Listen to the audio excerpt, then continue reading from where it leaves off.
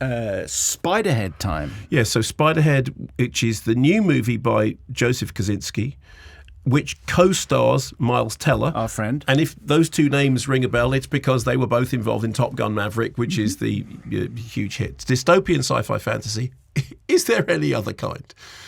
I guess that's almost certainly true, yes. So Chris Hemsworth and Miles Teller.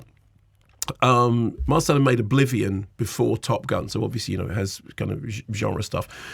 Adapted from a short story, Escape from Spiderhead, which first appeared in The New Yorker, and the screenplay is by Rhett Reese and Paul Wernick, whose joint CV includes Zombieland and Deadpool. So, pretty good pedigree. Yeah, the menu looks pretty tasty. Chris Hemsworth is Steve, who is kind of scientist boss of the titular institution, who has developed a series of chemicals that cause emotional changes in their subjects. The institution's inmates, who are all incarcerated, include Miles Teller's Jeff, who is kind of having a sort of relationship with another inmate, Lizzie, played by Jenny Smollett.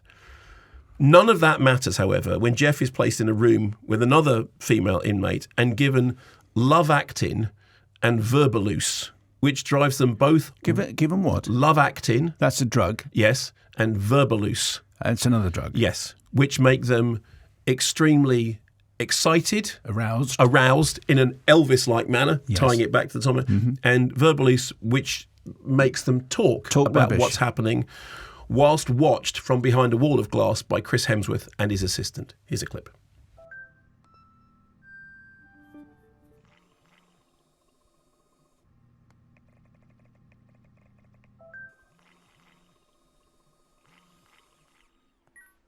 Come on, guys.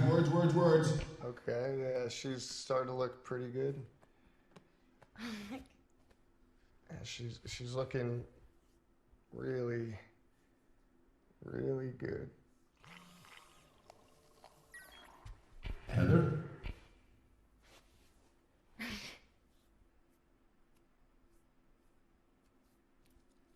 Same. Yeah. Pump up the Verbaluse. Let's get him talking.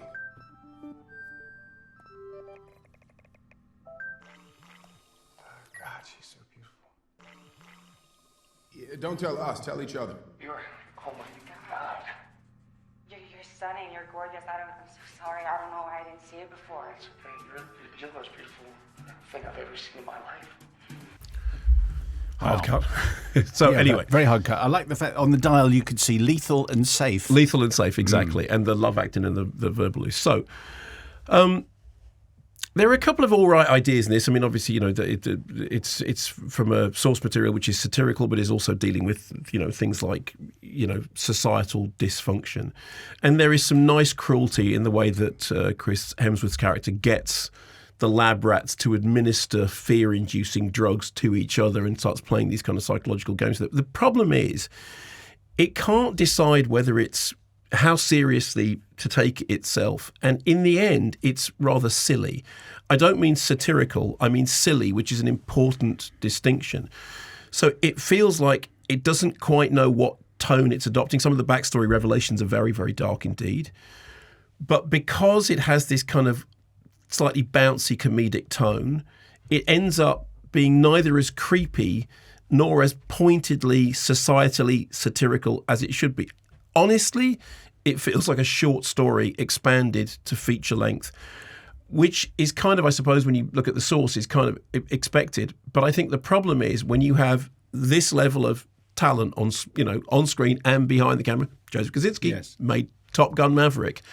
And Chris Hemsworth and Miles Teller, the perfect time to release it. Perfect time to release it. You go, okay, yeah. There's an interesting idea in there, and there's probably an interesting 30-minute short in there, but it really falls apart as it goes on, and it really I kind of lost patience with it. I mean, it's not terrible.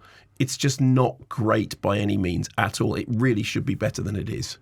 And it's called Spiderhead. Spiderhead. Yeah, but why? That's the institute, the Spiderhead Institute. Okay, is where this is all playing out. I wouldn't trust that. I wouldn't trust that. But they haven't got any choice. It's they're incarcerated. Oh, okay. But it is like calling something it's like all the institutions in David Cronenberg are all called things like Soma Free. You'd never go anywhere near an institution called Soma Free, would you? You go, no, I'm just going to stay well away from that. And the company in Jurassic World Dominion is called Biosyn. Biosyn, that's right. The clue is in the title. Yes, SYN, but Yeah. but you still got to say it out loud. There's in the David Cronenberg film, The Brood, which is where the shape of rage comes from.